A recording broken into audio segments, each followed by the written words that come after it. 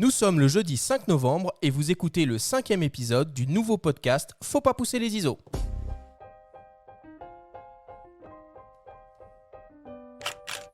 Vous écoutez Faut pas pousser les ISO, le nouveau podcast entièrement dédié à l'image pour tous les passionnés de photos et de vidéos. Je suis Arthur Azoulay et cette émission vous est proposée par Le Monde de la Photo. Cette semaine, nous allons nous intéresser au photojournalisme. Informer, faire rêver, éveiller les consciences. Quelle est la fonction des photojournalistes ? Comment travaillent-ils avec les rédactions ? Quel est l'avenir de cette profession ? Voici les questions auxquelles nous allons essayer de répondre. Cet épisode est présenté par Canon et les EOS R5, R6, les hybrides plein format aux performances inédites pour une créativité sans limite. Et voilà, c'est parti pour le 5e épisode de ce podcast Faut pas pousser les ISO. Je suis dans le studio avec Benjamin, le rédacteur en chef du magazine Le Monde de la Photo. Covid oblige, tous nos invités sont à distance. C'est un plateau exceptionnel qu'on a cette semaine pour cette émission sur le photojournalisme. Benjamin, comment vas-tu ? Bonjour Arthur, ça va très bien, je te remercie. Bah oui, on s'habitue, les conditions nous obligent à fonctionner différemment, mais le podcast permet quand même de pouvoir maintenir les émissions et c'est une bonne chose, on est content. Oui, alors je vais présenter tout de suite nos invités et je vais commencer par Pascal Maître. Pascal, tu es photojournaliste et tu es représenté par l'agence Myop en France et Panos à l'international. Bonjour à toi Pascal. Bonjour et merci de m'avoir invité en de si bonne compagnie. C'est super sympa. Et avec toi, il y a aussi Cyril Drouet. Tu es le directeur des reportages et de la photographie pour Figaro Magazine et commissaire des expositions du Festival Photo de la Gacilly. Bonjour à toi Cyril. Bonjour à tous, bonjour à vous et ravi de parler de photojournalisme, surtout en cette période de Covid, puisque c'est pas évident de pouvoir travailler pour les photographes. Et un peu plus tard, nous aurons également par téléphone la présence de Jean-François Leroy, qui est le fondateur et le directeur du festival Visa pour l'image, le festival international du photojournalisme qui se déroule tous les ans à Perpignan et qui d'ailleurs a eu lieu et fait partie des rares festivals photo qui ont été maintenus cette année. Voilà, maintenant que les présentations sont faites, on commence l'émission avec le Flash Actu.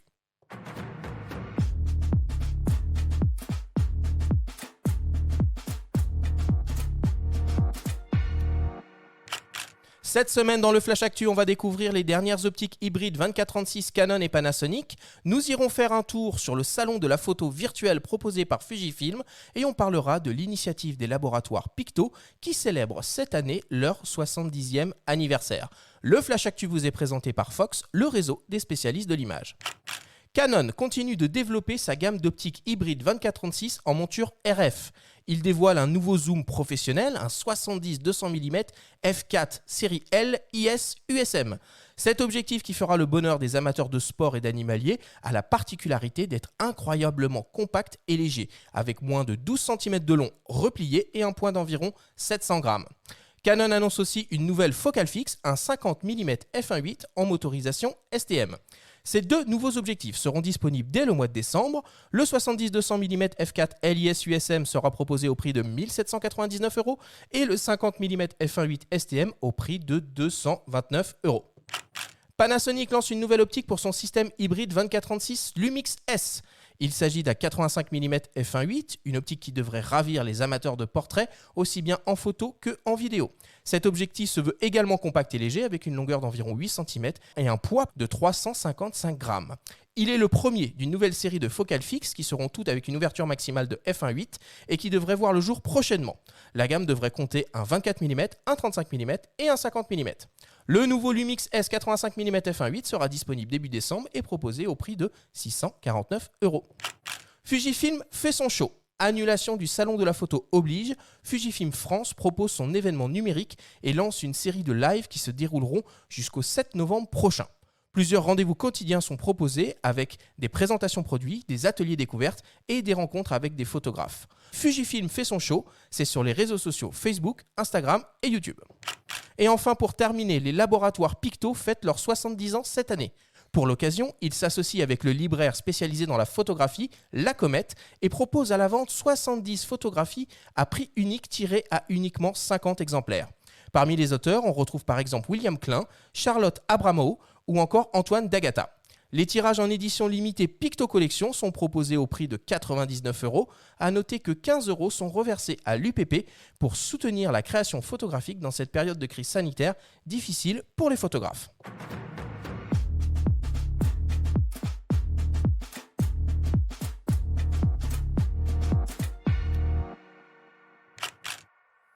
Alors on voit quand même que l'actualité est dominée par la sortie de nouveaux objectifs, hein, c'est normal, tous les constructeurs ont lancé il y a peu de temps des boîtiers, et ben maintenant il faut continuer à enrichir la gamme des optiques hybrides 24-36. Oui, c'est important. Et d'ailleurs, à ce propos, toi, Pascal, qui est ambassadeur Canon, qui utilise des hybrides, qu'est-ce que tu penses de l'arrivée des 70-200 et 50 mm, et qu'est-ce que toi tu utilises comme objectif? Alors, en général, j'utilise soit le 24-70 ou là, récemment, j'ai utilisé le 28-70 qui ouvre à 2. Et avant, j'utilisais le 100-400 avec les réflexes. Mais là, j'ai eu la chance de pouvoir utiliser le 100-500 RF qui est juste vraiment extraordinaire en piqué, en rendu. Et je l'ai utilisé avec le R5 et c'est vrai que je me posais la question, je posais aussi la question à Canon de savoir bien, qu'est-ce qu'il y aura de plus, parce que pour l'instant, j'ai vraiment pas besoin d'un boîtier plus sophistiqué que celui-là. Vraiment, le rendu, l'autofocus sont top. Et toi, Cyril, tu fais de la photo personnellement ou pas?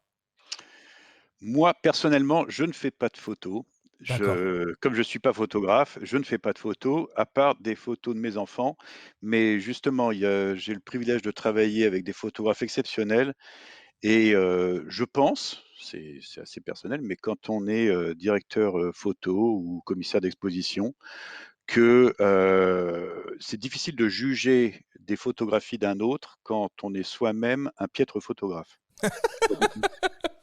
Donc même si j'aime la photographie parce que c'est une passion, voilà, je préfère laisser le soin aux autres de pouvoir les réaliser.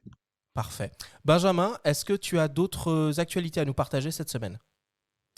Écoute, là, on a fait un tour d'horizon plutôt sympa. Je vais revenir juste sur les webinars Fujifilm pour dire que ce ne sera pas la seule marque à en proposer. Tous vont petit à petit proposer une actualité en ligne et des séminaires, puisqu'il n'y a pas de salon de la photo cette année. Voilà. Nous, on est triste, évidemment, puisqu'on a un stand porte de Versailles habituellement pour rencontrer un petit peu tout le monde, les acteurs du secteur, les galeries, les expositions, appareils photo également. Tout ça est annulé, donc on trouve d'autres moyens d'en parler. Les webinars en font partie, notre podcast aussi. Donc je vous invite un petit peu à suivre l'actualité des différents acteurs, photographes et marques. Parfait, merci beaucoup. C'est le moment de ta story, Benjamin. Cette semaine, tu vas nous raconter l'histoire d'un photographe, d'un photojournaliste, pour être plus précis, qui est parti bien trop tôt. C'est Tamron qui, cette semaine, vous présente la story de Benjamin.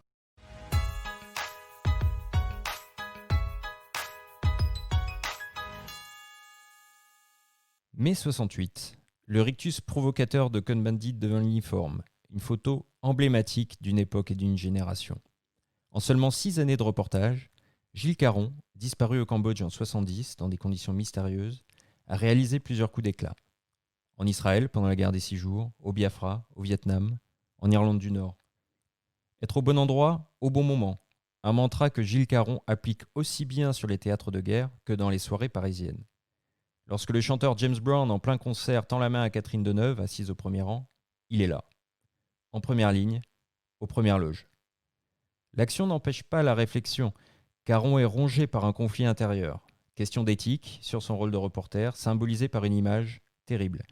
Il photographie son ami, Raymond Depardon, caméra au point, cadrant en plongée un enfant mourant de faim, en pleine guerre civile, au Biafra. Presque un autoportrait, courageusement assumé par Depardon, conscient qu'il faut montrer jusqu'où les reporters doivent parfois aller pour que la vérité éclate aux yeux de tous. Gilles Caron est parti bien trop tôt. Sa talentueuse carrière, bien que fulgurante, à l'image de celle de Jeff Buckley sur la scène rock, érige son regard parmi les plus grands noms du métier, au point d'inspirer encore la jeune génération de reporters, tel Édouard Elias. Moi, c'est quelqu'un dont mon travail est, dont j'admire énormément le travail. Et l'héritage de Caron, alors, c'est assez particulier parce qu'il vient surtout un des chefs photo qui m'a fait le plus avancer, qui m'a fait le plus bosser, qui s'appelait Marc, enfin, il s'appelle toujours Marc Simon. Ça a été le chef de VSD chef photo de VSD pendant une vingtaine d'années. Marc est un photographe, donc après il s'est retrouvé là-bas. Et lorsque je l'ai rencontré, je venais à peine de rentrer de Syrie. Donc je venais à peine de faire mon premier reportage, j'étais encore étudiant, tout frais, je découvrais la news, etc. Et il m'a dit, écoute Edouard, la guerre c'est bien, tu t'es bien débrouillé sur ce coup-là, mais dans le photojournalisme, on considère que la guerre c'est facile. Un bon photographe, un bon photojournaliste doit autant être capable de réaliser des images en zone de guerre que lors d'un meeting politique, que en face d'un mannequin, que dans d'autres choses. Et en fait, l'héritage de Gilles Caron que m'a transmis finalement Marc Simon, c'était de devoir chaque jour me renouveler et d'essayer d'exceller dans un reportage de la même manière, mais quel que soit le sujet. Je pense que l'héritage de Gilles Caron, au-delà de la qualité du travail, parce que des photographes faisant des photos extraordinaires, et ben la génération de Gilles Caron, il y avait Henri Huet, il y avait Larry Burroughs, bon ceux-là ils sont morts, mais il y avait un Don McCullin, il y avait énormément de photographes déjà de cette époque qui travaillaient extrêmement bien, qui faisaient des photos très très fortes au Vietnam, etc., mais qui étaient aussi capables d'aller faire du showbiz à Paris ou de la mode ou des choses. Il y en a quand même beaucoup moins, et qui avaient autant ce respect de la photographie et de l'humain en tant que tel.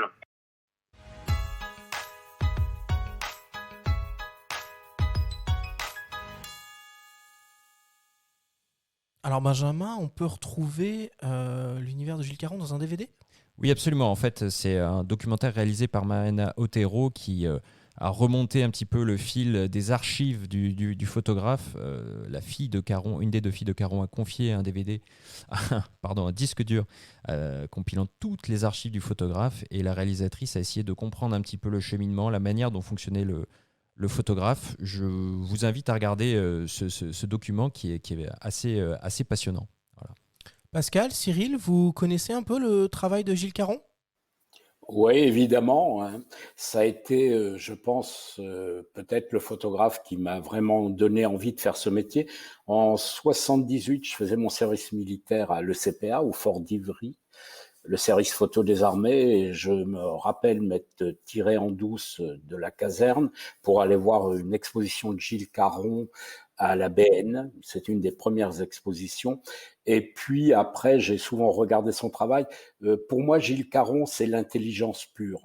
Bien sûr, c'est un bon photographe, mais l'intelligence des situations, l'intelligence géopolitique, voilà, c'est quelqu'un qui a amené notre métier au summum, mais je pense grâce à son intelligence. Et toi, Cyril? Alors justement, je peux me permettre de rajouter par rapport à ce que dit Pascal. Moi, j'ai eu la chance de travailler à l'agence Gamma, dont était issu Jules Caron. Et vous l'avez dit, c'était un météore du photojournalisme. Vous avez dit 6 ans, mais c'est quasiment 3 ans véritablement, plus de 1967 à sa mort en 1970. Ce que j'admire chez Gilles Caron, c'est que c'était un véritable photographe généraliste. Je le dis dans le sens où il était capable de tout faire et il excellait dans ce qu'il faisait. C'est-à-dire qu'il pouvait faire des premières de tapis rouge à Cannes ou des premières de cinéma avec toujours un œil extrêmement aiguisé, c'est-à-dire qu'il ne prenait pas la même photo que les autres. Il pouvait partir sur du grand reportage, il pouvait faire du reportage de guerre et il excellait dans le regard qu'il avait. C'est un véritable regard très différent, mais il pouvait tout faire et il ne se refusait jamais rien. Il ne se refusait jamais de pouvoir faire quelles que soient les images. Moi, il y a une image comme ça qui n'est pas très connue, mais qui est formidable chez Gilles Caron, c'est une conférence de presse. Il n'y a rien de plus anodin qu'une conférence de presse. Et c'était une conférence de presse de Pompidou, qui était à l'époque Premier ministre, je crois qu'on est en 68. Tous les photographes sont debout, prennent la même photo, c'est-à-dire de face de Pompidou.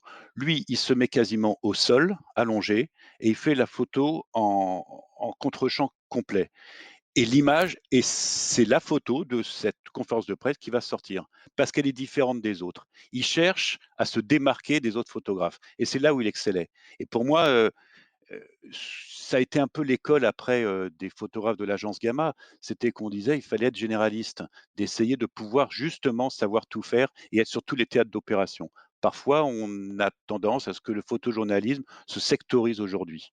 Donc c'est pour ça que pour moi, Gilles Caron est toujours d'actualité. On voit tout ça dans le documentaire, on voit que la construction des images de Caron au travers des planches contact ne doit rien au hasard. Souvent, il ciblait un individu parmi un événement, parmi quelque chose, il le suivait. C'est assez passionnant de voir la manière dont il construisait vraiment son regard. Et il shootait pas beaucoup, hein, il faisait pas énormément de photos, il appuyait pas à tout bout de champ, hein. Alors toi, Benjamin, quand tu m'as parlé un peu de la story cette semaine, moi, ça m'a fait penser à une citation qu'a dit Robert Capa. J'espère rester au chômage en tant que photographe de guerre jusqu'à la fin de ma vie. Qu'est-ce que vous en pensez, Pascal et Cyril, de cette phrase? Moi, il y a un photographe qui est extraordinaire, qui s'appelait George Roger, qui était un des fondateurs de Magnum, qui faisait du reportage de guerre, parce que c'était l'actualité, parce qu'il y avait aussi la Seconde Guerre mondiale et ça a été un des rares photographes à montrer, les camps d'extermination, juste, au moment où les camps d'extermination étaient ouverts. Il a vu l'horreur, il a vu le summum et le fin fond de l'horreur et il a arrêté. Il a complètement arrêté de travailler sur l'actualité. Après, il est parti en Afrique. Il a fait des reportages assez extraordinaires. C'est-à-dire qu'il essayait aussi de montrer les ferments de beauté plutôt que les ferments de l'enfer. Bien, moi, je dirais que malheureusement, Capa aurait toujours du travail, quoi. Et en ce moment, je pense que toute l'actualité proche et lointaine ne va pas vers un chômage des photographes de guerre. Et c'est bien triste. Merci à vous. Je vous propose qu'on fasse une toute petite respiration et on revient dans quelques instants après une publicité. Votre passion n'appartient qu'à vous, tout comme votre vision des choses, votre point de vue sur la vie, votre créativité. Votre appareil photo est unique. Composez votre kit idéal parmi une sélection de boîtiers plein format et d'objectifs Canon pour exprimer tout votre talent. Bénéficiez d'un remboursement pouvant aller jusqu'à 1 000 € sur une sélection de matériel Canon. Retrouvez tous les détails et modalités de cette offre exceptionnelle sur le site canon.fr/lens-promo. On est toujours autour de la table de ce podcast Faut pas pousser les ISO, dans notre émission spéciale sur le photojournalisme. Nous sommes avec Cyril Drouet et Pascal Maître. Alors il est temps maintenant d'attaquer le débat principal de cette émission et d'essayer de répondre à un certain nombre de questions. Informer, faire rêver, éveiller les consciences, quelle est la fonction des photojournalistes? Comment travaillent-ils avec les rédactions et quel est l'avenir de cette profession? Alors peut-être pour commencer, je vais poser une question à Pascal. Si tu devais expliquer à un enfant de 7 ans ce qu'est un photojournaliste, tu dirais quoi? Bien, c'est un journaliste qui utilise la photographie pour informer, tout aussi simplement. Il y a plusieurs types, non, de photojournalistes. Il n'y en a pas qu'un seul. Je sais pas, moi j'ai l'impression qu'il n'y en a qu'un seul. Est-ce qu'on est photographe et journaliste, en fait? C'est ça la question. Ok, ta question. Mais dans photojournaliste, il y a 2 mots. Il y a photo et journaliste. Et suivant les personnes, on peut être plus photographe que journaliste. Pour ma part, je me sens avant tout journaliste et photographe en deuxième position.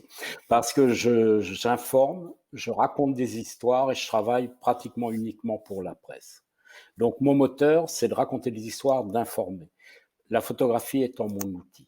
D'accord. Et est-ce que finalement c'est le même métier, un photographe comme toi, qui part couvrir des conflits à l'autre bout de la planète, ou peut-être un photographe qui va couvrir du sport, ou un autre photographe qui va couvrir de l'actualité locale, ou même d'une certaine façon, j'ai envie de dire, Madame Michu qui est au bon endroit, au bon moment avec son smartphone, qui arrive à faire une image et à la faire diffuser dans la presse? Alors, ce qu'il faut bien voir, c'est que la photographie, on a un outil qui est l'appareil photo. C'est un peu comme en musique. Vous avez un instrument, vous pouvez jouer du jazz, du classique, dans la fanfare. Donc, c'est un outil. Et il y a différentes manières d'utiliser cet outil et pour différentes fonctions. Entre le photographe de sport, le photographe de news, pour moi, c'est à peu près la même histoire parce qu'on raconte des histoires. Moi, par exemple, je ne fais pas que des conflits. Je fais des conflits quand ils rentrent dans mon histoire, mais j'ai fait aussi un long travail sur les baobabs, un long travail aussi sur les papillons. Donc, Ma démarche est toujours la même, c'est-à-dire je vais raconter une histoire et j'utilise l'appareil photo. Et pour moi, c'est quand même le même métier. On le fait différemment, mais ma démarche sera la même. Cyril, tu es d'accord avec tout ça?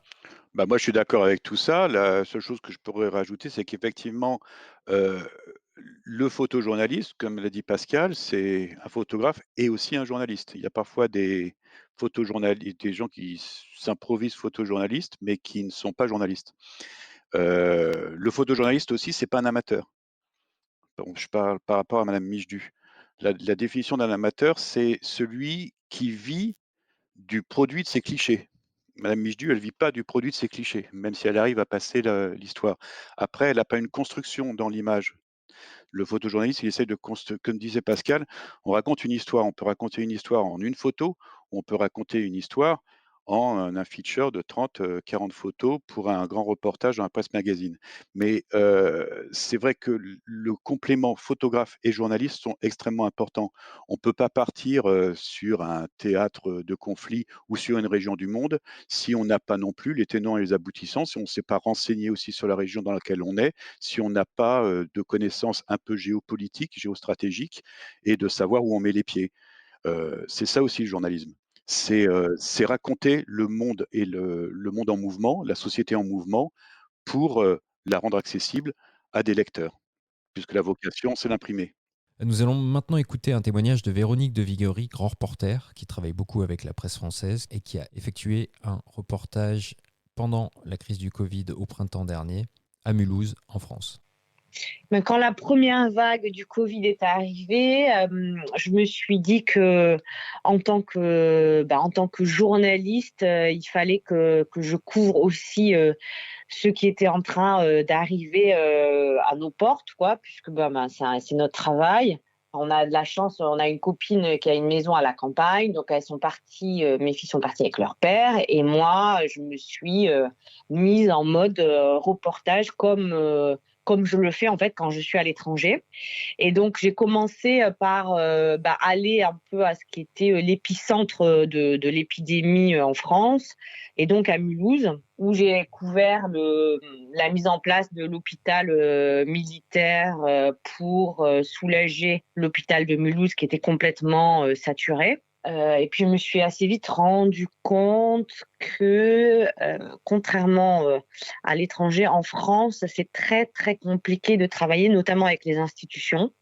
En fait, il y a vraiment en France, comment dire, une espèce de méfiance vis-à-vis des médias qui est assez, en tout cas, pour moi, elle est assez dingue parce que je l'ai jamais ressentie ailleurs. On nous a mis des bâtons dans les roues dès qu'on a pu, en nous empêchant vraiment de travailler, quoi. Moi, je rentre là d'Azerbaïdjan, qui est donc une dictature où la presse n'est pas libre, mais c'est pratiquement kiff-kiff en fait. La France n'est plus du tout un pays de droit où on peut exercer notre métier de façon sereine et libre, hein. Et donc, j'ai essayé de trouver d'autres moyens de parler de l'épidémie. Du coup, j'ai passé beaucoup de temps avec les entreprises funéraires, notamment de Mulhouse, qui, elles, nous ont ouvert grand leurs portes, qui...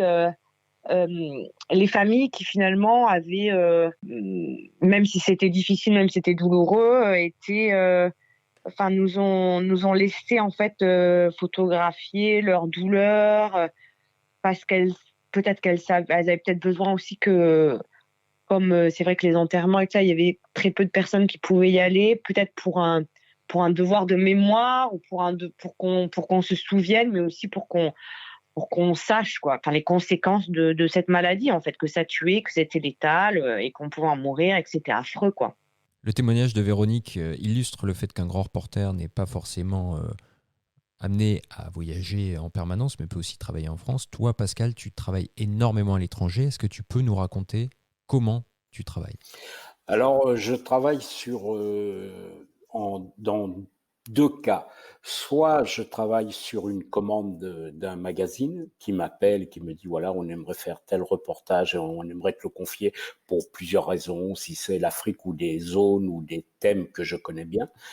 Ou alors j'ai des envies, mais des envies qui ne sont pas des envies gratuites. C'est-à-dire, je suis des zones, des sujets qui m'intéressent et tout doucement, je fais de la doc, je m'informe, j'ai les gens que je connais dans les pays, c'est-à-dire les fixeurs, des journalistes locaux, et tout doucement, je vois qu'une histoire arrive à maturité, que c'est le moment de le faire, et à ce moment-là, je fais une proposition. Ce que je veux dire, c'est que la partie du terrain, la partie où je vais shooter est 50% seulement de mon histoire. C'est-à-dire avant, je vais savoir où je vais, pourquoi je vais la faire, pourquoi la faire maintenant, et avoir les ressources sur place pour pouvoir faire cette histoire. Tu as prononcé le mot fixeur, tu peux nous expliquer? Alors le fixeur, c'est un métier qui est arrivé, je pense, il y a surtout au moment de la première guerre du Golfe. Avant, il n'y avait pas de fixeur. Le fixeur, c'est un facilitateur. C'est-à-dire, c'est quelqu'un qui va nous aider pour les autorisations, qui va nous aider dans la traduction, qui va nous aider pour l'accès. Parce que l'accès, c'est quand même la chose la plus importante pour un reportage. Il faut pouvoir accéder. Faire la photographie, c'est jamais compliqué. Donc le fixeur va aider dans ce cas-là et il va aussi aider pour votre sécurité. C'est-à-dire dans les endroits extrêmement dangereux, lui va connaître l'endroit, va avoir des relations, souvent de différents côtés. Donc, si vous êtes à un moment donné arrêté ou dans une situation vraiment difficile, il pourra avoir les ressources pour pouvoir débloquer cette situation.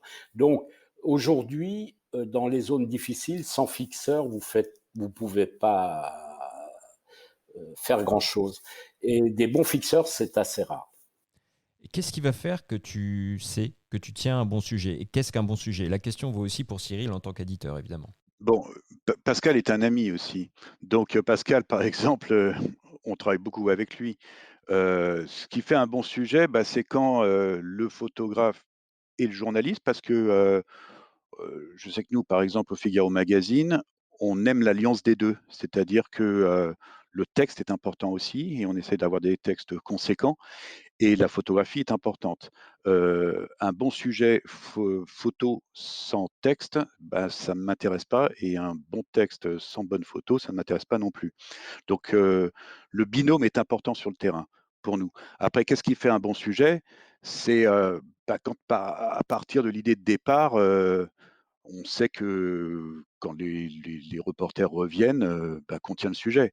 Qu'on tient le sujet, nous, sur la longueur, c'est-à-dire qu'on essaye de faire des 8, 9, 10 pages, pour pouvoir, raconter une histoire et qu'on a une bonne double d'ouverture, qui résume l'histoire. La double d'ouverture dans un magazine, c'est, la photo qui résume en gros ce que le propos que l'on veut tenir sur la longueur et je dirais que prendre l'exemple de Pascal Metz, c'est partir en sécurité, puisqu'on sait que quand il part sur le terrain, comme il le disait, 50 du travail déjà avant, il est déjà préparé et que, ben, on ramène l'histoire.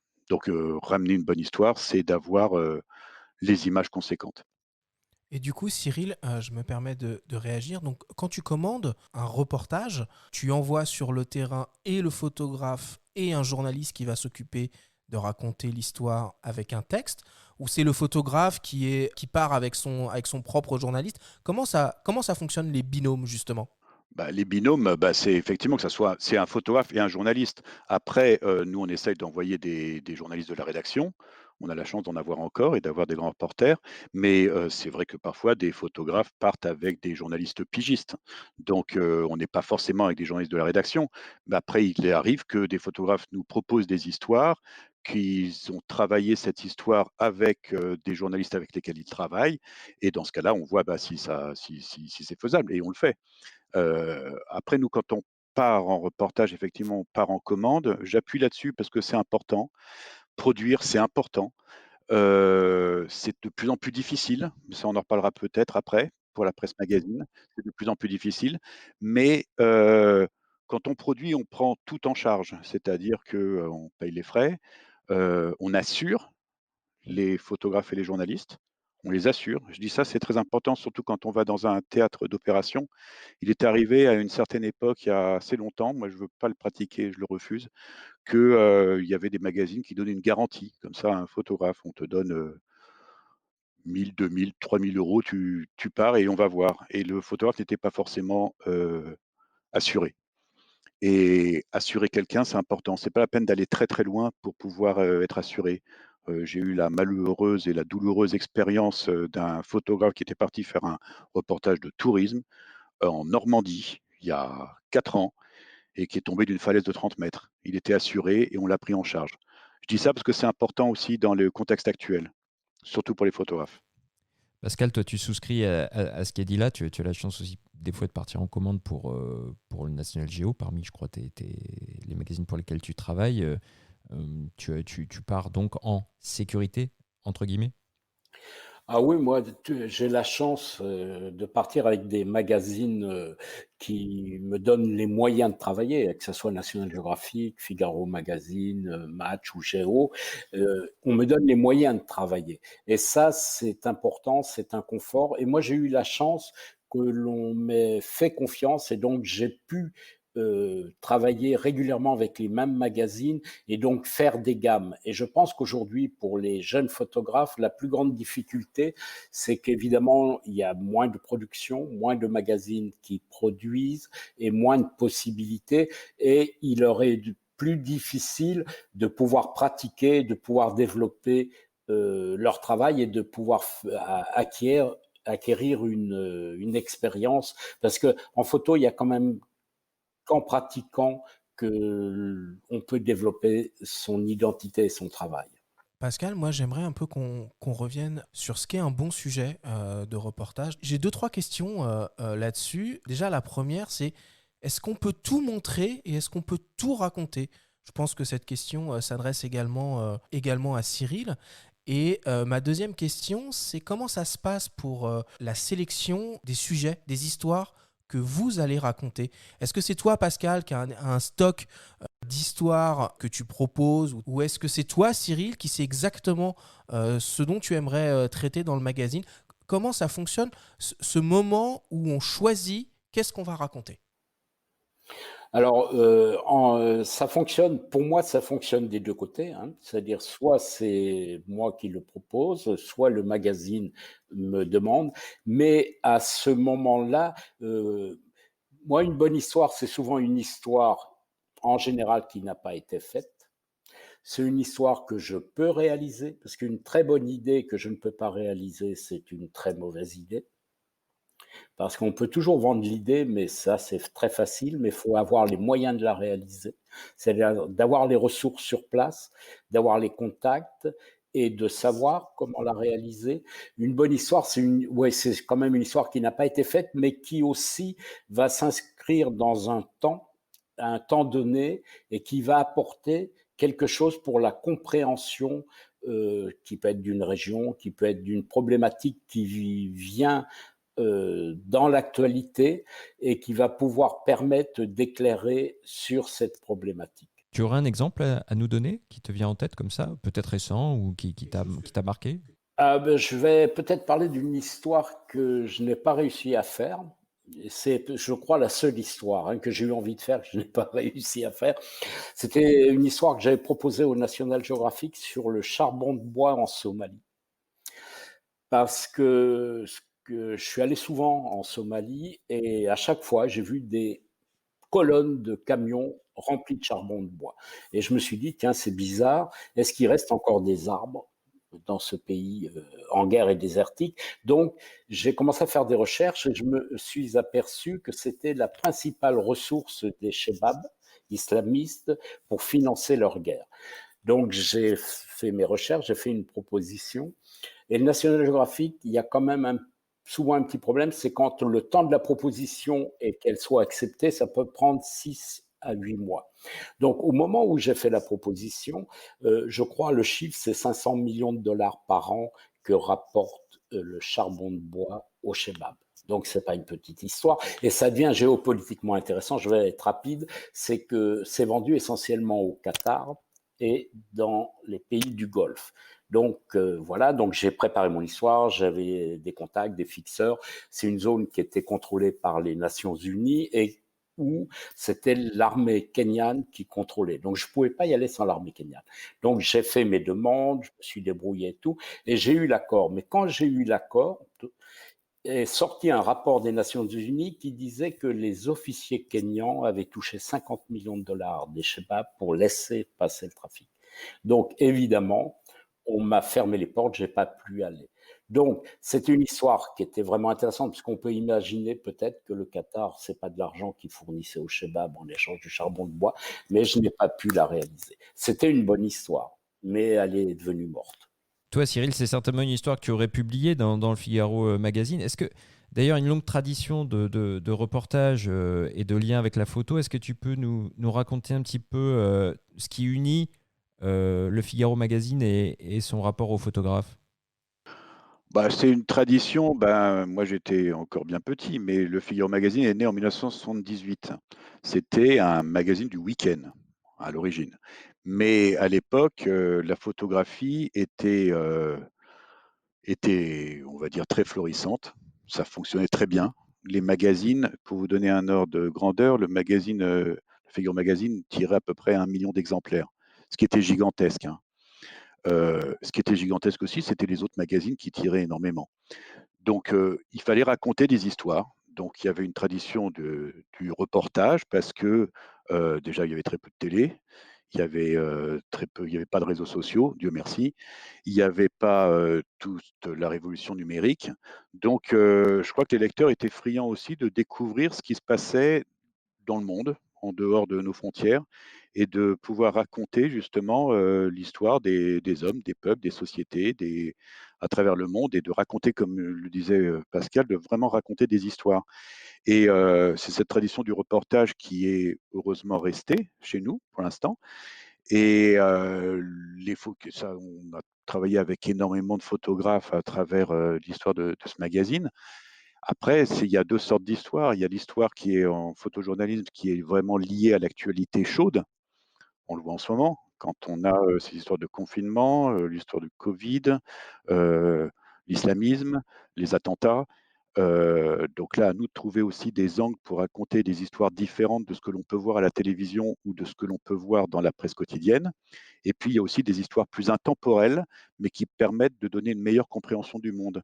Et là-dessus, effectivement, des photographes comme Pascal ou d'autres sont là justement pour pouvoir témoigner et raconter. Alors, quel est globalement le cahier des charges? Tu as parlé tout à l'heure de la place du texte, l'importance du texte. Quel est le cahier des charges pour un reportage photo dans le Figmag? Quelqu'un part comme ça, en reportage, un reporter, un photographe. Est-ce que tu parles de vidéo? Est-ce que tu parles de réseaux sociaux dans ta commande? Comment ça se passe concrètement? Non, je ne parle pas de vidéo, je ne parle pas de réseaux sociaux. On en est sur de la presse écrite, imprimée, pour plaire au lecteur, pour faire découvrir au lecteur. La place des réseaux sociaux, non. Après, on a le Figaro.fr qui est un outil web, donc on peut mettre des diaporamas dessus. Mais objectivement, aujourd'hui, regarder sur un smartphone un diaporama d'un reportage photo, c'est pas la même chose que de le découvrir en double page et de tourner les pages d'un magazine. Toi, Pascal, quel est ton rapport aux outils numériques? On te voit quand même publier sur ton compte Instagram régulièrement. Bon, c'est pas ma génération. Moi, je suis quelqu'un du prime de l'imprimé. En plus, une image imprimée est une image physiquement qui va rester. Une image sur un smartphone ou sur l'ordinateur, elle s'en va. C'est-à-dire, elle va être balayée par la suivante. Elle va pas, entre guillemets, imprimer définitivement votre esprit. Un magazine, vous allez le regarder. Et c'est là où le rôle du directeur photo d'un magazine est très important, parce que les images qu'on doit imprimer doivent être des images exceptionnelles. Parce que là, comme on est envahi par des millions de photographies, maintenant c'est le langage universel, la photographie, on est tous dedans. Et donc l'image imprimée a sa place et elle doit être exceptionnelle parce que c'est celle qui reste.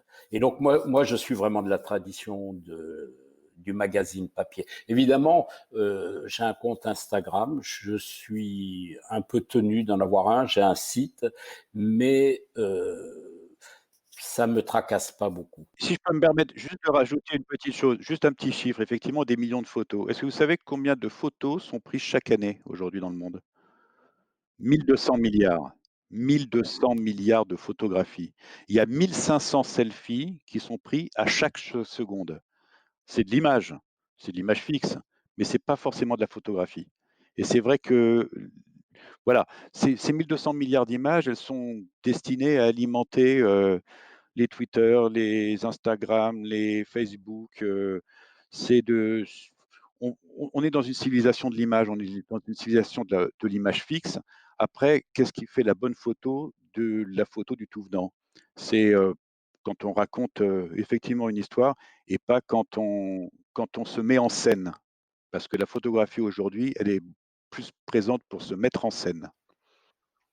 Je vais juste dire quelque chose. C'est vrai que moi, je viens de l'imprimer. Surtout, je vais vous donner un exemple. Lorsque je travaillais au début au National Geographic, à chaque histoire que je faisais, je signais un contrat de 30-40 pages, dont une grande partie était sur la confidentialité. Je ne devais même pas dire presque à mes enfants où j'allais, ainsi de suite, ainsi de suite. Et du jour au lendemain, on nous a dit « Ah, mais il faut faire des photos sur le terrain, il faut les poster et tout ». Donc, ce changement aussi brutal a été très étrange parce que d'un moment où on est passé d'une confidentialité exceptionnelle, et moi je suis resté un peu dans ce monde-là où je fais mes histoires et j'en parle peu. Et d'un seul coup on nous dit mais publiez tout ce que vous faites et tout. Et ça a été brutal et je ne sais pas si c'est une très bonne chose. Alors, je suis d'accord avec tout ce que vous dites, mais du coup, Pascal, Cyril, comment vous allez faire ou comment vous faites pour essayer d'intéresser les jeunes aux médias papier et au photojournalisme? Pour intéresser aux médias papier, c'est compliqué. Après, les générations se renouvellent, donc ceux qui étaient jeunes deviennent un peu plus vieux. Et peut-être que quand on devient un peu plus vieux, on s'intéresse aussi à prendre le temps. Le média du mobile, c'est un média où on passe très peu de temps.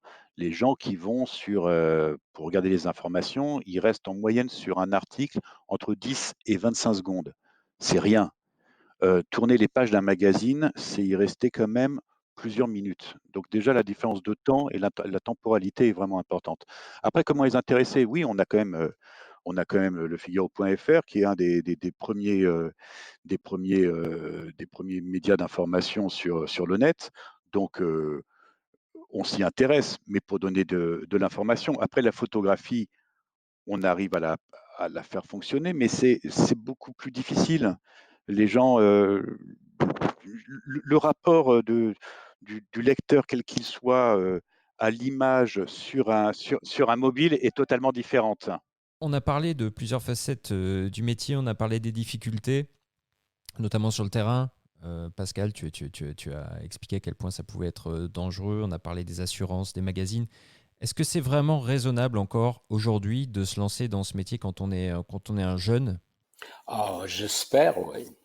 Moi, j'ai eu envie de le faire, on a eu envie de le faire, ça reste un métier extraordinaire. La difficulté, je pense, c'est qu'il y a peut-être trop de photojournalistes, mais je ne peux pas jeter la pierre. Je comprends l'engouement.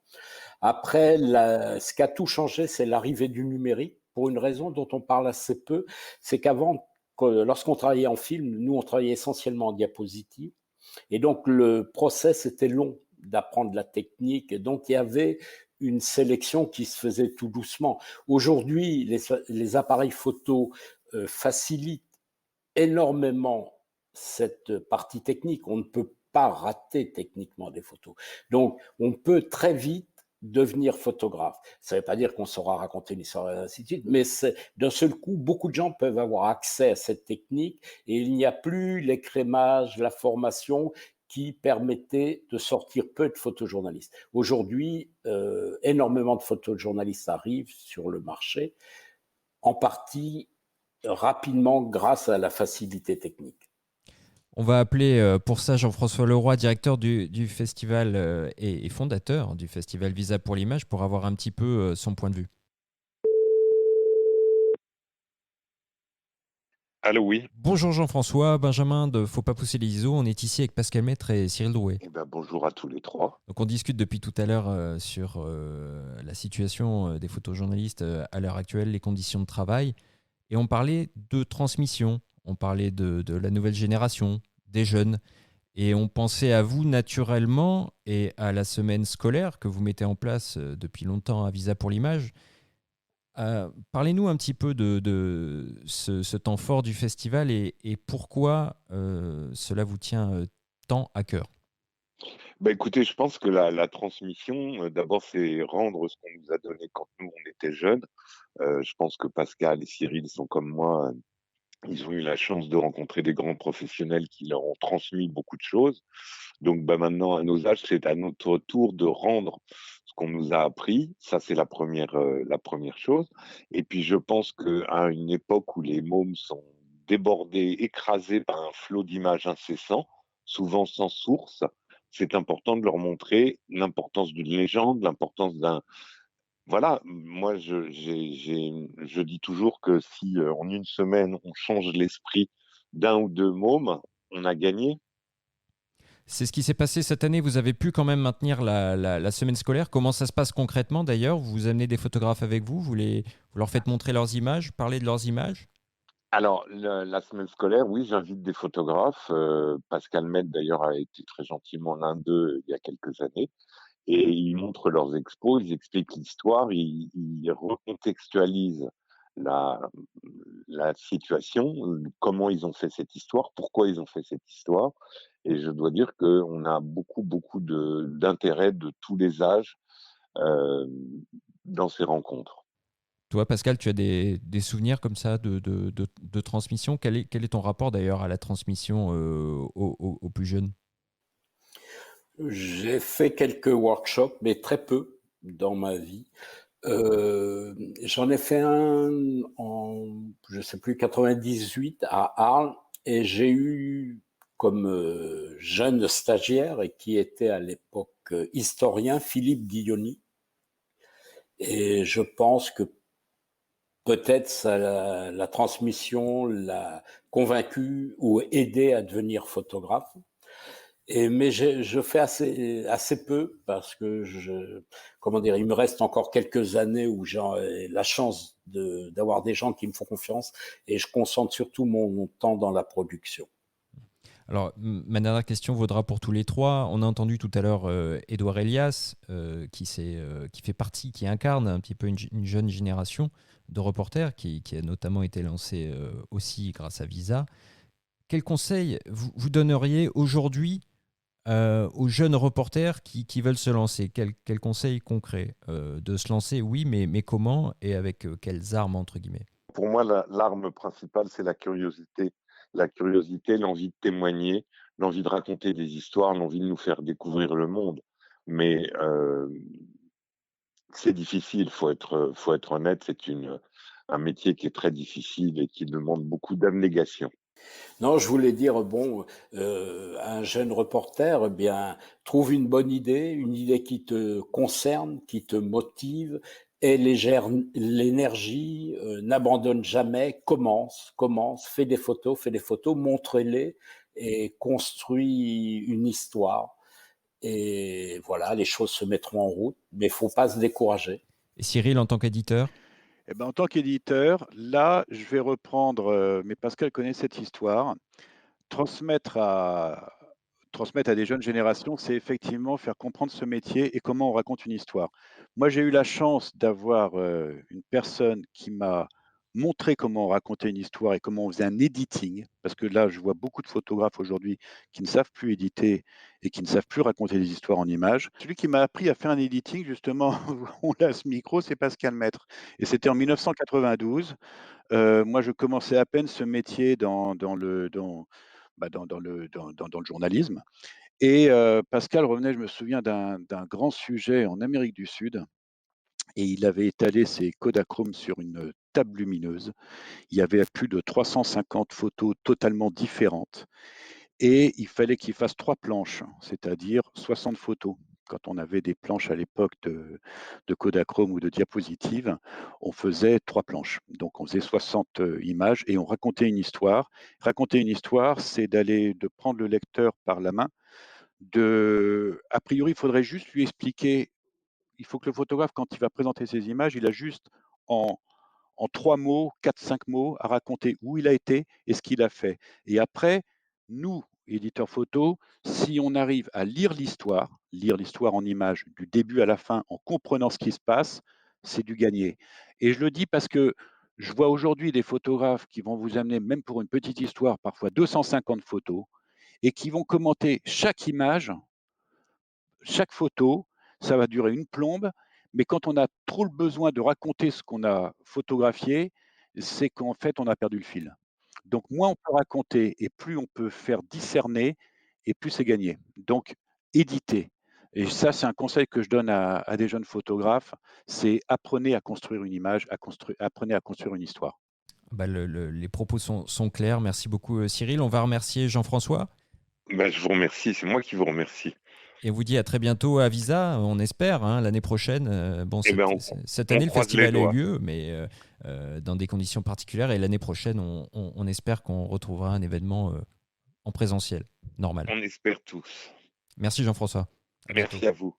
Tout ça est très intéressant. Évidemment, on pourrait en parler pendant des heures, approfondir chaque étape de ce processus qui est complexe, mais qui a pour but quand même de partager de l'information, comme je disais, d'informer, d'éveiller les consciences et aussi de faire rêver. J'ai une question encore à vous poser, à toi Pascal et à toi Cyril. Alors je vais commencer par Cyril. Quel est le reportage photo dont tu es le plus fier que tu as publié? Et est-ce qu'il y a un reportage qui te fait rêver de faire, que tu n'as encore jamais pu faire? Non, c'est très difficile parce est-ce qu'il y a un reportage dont je suis le plus fier, que j'ai publié? Il y en a eu beaucoup. Il y en a eu beaucoup. Donc sincèrement, c'est pas pour botter en touche, mais il y a des reportages effectivement où j'ai fait waouh parce que c'est incroyable, parce que, les images sont incroyables, parce que c'est des histoires qu'on n'a jamais vues. Donc il y en a eu plusieurs. Donc je vais pas citer des noms parce que mais par contre, ce sont souvent les mêmes noms.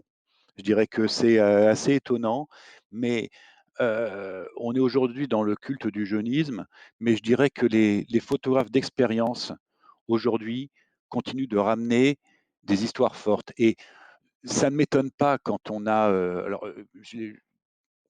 quand on a une grande expérience de la photographie, une grande expérience technique derrière et qu'on sait véritablement raconter des histoires, on est rarement déçu. Je le dis pas, je le dis sans flagonnerie par rapport à Pascal, mais Pascal, quand il ramène à chaque fois un sujet, à chaque fois, moi, j'ai des waouh sur des photos. Je sais qu'il y a, dans chacun de ces reportages, 3, 4 ou 5 photos qui pourraient faire une double d'ouverture. Mais quand on a des photographes comme Brent Stearton aujourd'hui aussi, qui est un photographe absolument remarquable, qui a eu quand même, il en est à plus de 14 World Press, mais pour raconter la vie sauvage, la vie animale, Brent, il vous ramène des images absolument incroyables. Alors, je ne l'ai pas publié, mais j'ai vu ces dernières images, je parle d'un Salgado, là on est quand même dans un très très grand aussi du photojournalisme, mais j'ai eu la chance d'aller à son studio il y a quelques mois et il me montrait les dernières images de son dernier opus où il a fait 32 voyages sur les Indiens d'Amérique, les Indiens d'Amazonie dans leur jardin d'Éden. C'est un opus qui va sortir en avril avec une grande expo. Chaque photo est totalement exceptionnelle et c'est vrai que quand il vous montre des tirages de ces images-là, là, on a affaire à un génie de la lumière, à une créativité incroyable et il montre, moi je fais un waouh quand je vois des photos que je sais signer.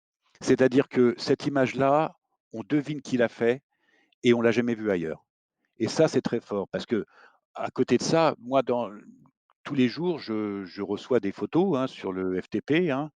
On reçoit à peu près, 5 à 6 000 photos par jour. Heu, les pépites, il y en a pas beaucoup. Il y en a pas beaucoup, ce sont des images qui se ressemblent et moi je fais waouh quand je vois des images que j'ai jamais vues et qui sont iconiques. Et ça, c'est fort. Et on continue à faire aujourd'hui des images iconiques. Les photographes, même sur tous les sujets qui ont été réalisés, on continue à faire des images iconiques. Et là, je dis c'est formidable parce que ça enrichit l'histoire de la photographie. Et toi, Pascal, est-ce qu'il y a un reportage que tu rêverais de faire? Oh, il y en a sans doute, hein, mais j'ai pas en tête là. J'ai des choses que j'ai envie de faire, mais je vais les faire. Alors juste une question rapide, Pascal, pour toi. On parlait de la belle image, on parlait de Salgado, on parlait de tout ça. Une question qu'on n'a pas posée aussi par rapport à la dimension esthétique. Quelle peut être la part de mise en scène dans une image? Parce qu'il y a l'image qui fait un bon sujet, mais il y a la belle image aussi. C'est un peu ta signature avec une belle lumière. Quelle peut être la part de mise en scène dans le fait de montrer une réalité? Alors, je vais être très simple. Moi, je monte absolument rien. Alors, tous les gens, les journalistes qui ont voyagé avec moi le verront. Quelquefois, lorsqu'il y a une zone qui m'intéresse, qui peut m'intéresser graphiquement ou sur la couleur, je vais travailler dans cette zone, mais je vais pas mettre en scène du tout. De toute façon, la réalité est beaucoup plus forte que le reste. Et si je voulais mettre en scène, je crois que je serais assez gauche. Je préfère une réalité pure. Juste pour ajouter, on peut parfois attendre l'instant décisif comme le faisait Cartier-Bresson. C'est-à-dire que j'ai cette image, je ne sais plus où elle a été, je crois qu'elle a été faite au Portugal ou au Maroc, je ne suis pas sûr, où on voyait cette scène de rue et cette jeune fille qui monte les escaliers, comme ça. Cartier-Bresson, pour faire cette photo, il avait vu un cadre et il a attendu. Il a attendu qu'il se passe quelque chose. Et il y a cette jeune fille qui a monté les escaliers. C'est effectivement l'instant décisif, mais il a su attendre le bon moment. Il n'a pas mis en scène, mais il a attendu le bon moment. Et ça peut révéler aussi des images exceptionnelles. Après, les gens peuvent mettre en scène. Moi, ça me dérange pas. Chacun travaille comme il le veut. Ça, c'est pas. Mais bon, moi, je le fais pas, c'est tout. Entendu. Bah écoutez, Pascal, Cyril, je vous remercie infiniment d'avoir été avec nous aujourd'hui sur ce podcast. Faut pas pousser les ISO. Cyril, c'est quoi le prochain photo-reportage qu'on va pouvoir retrouver dans le Figaro Magazine? Alors, photo-reportage. On a une équipe qui est en Arménie en ce moment, dans le Haut-Karabakh. Donc, il y a un gros sujet qui va sortir dans notre numéro du 20 novembre. Après, il y a un numéro qui sort cette semaine, qui va sortir vendredi, qu'on a consacré aux amateurs célèbres. Donc, je vous laisserai deviner. Mais c'est justement le pied de nez qui est fait à la multitude de la photographie. Donc, on fait 50 pages destinées aux amateurs célèbres, mais ça va dans ces amateurs célèbres, vous avez des gens comme Arthur Rimbaud, comme Émile Zola, comme Delacroix, qui étaient des amateurs de la photographie, mais qui avaient énormément de talent. Pascal, quelle est ton activité à toi? Tu reviens tout juste d'Afghanistan, si j'ai bien compris. Qu'est-ce qui se passe pour toi en ce moment? Je suis en stand-by sur d'autres destinations, mais je ne sais pas si on va pouvoir voyager. Et si je voyage pas, je vais préparer de nouvelles histoires. Tu as reçu un prix, je crois. Oui, j'ai reçu le prix des Beaux-Arts, de l'Académie des Beaux-Arts, pour un projet que j'ai soumis sur les Peuls. Sur les Peuls, leur tradition, leur implication dans le djihadisme dans le Sahel. Voilà. Bon, en tout cas, je vous remercie une nouvelle fois d'avoir été avec nous. Je vous souhaite plein de bonnes choses pour la suite et vous êtes, quand vous le voulez, les bienvenus dans notre émission. À très bientôt. Merci infiniment. Merci beaucoup. Merci beaucoup. Merci à tous. La semaine prochaine, nous allons préparer notre liste de cadeaux pour le Père Noël avec une émission spéciale guide d'achat. Nous aurons avec nous tous les meilleurs journalistes spécialisés avec, par exemple, Renaud Labracherie du magazine Les Numériques, Bruno Labarbère pour Réponse Photo, Science et Vie Photo, Damien Rouet pour le magazine Phototrain et encore Adrien Branco pour le magazine 01net. Merci à tous de nous avoir écoutés. Prenez soin de vous et à la semaine prochaine.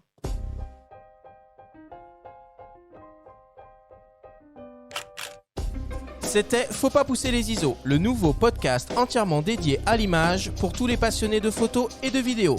Ce podcast vous a été proposé par Le Monde de la Photo et cette émission vous a été présentée par Canon et les EOS R5, R6, les hybrides plein format aux performances inédites pour une créativité sans limite. Abonnez-vous à notre chaîne et retrouvez l'intégralité de nos émissions depuis toutes les plateformes comme Spotify, Apple Podcasts, Google Podcasts, Deezer et YouTube. Rendez-vous jeudi prochain pour un nouvel épisode. D'ici là, faites de la photo et n'oubliez pas, faut pas pousser les ISO.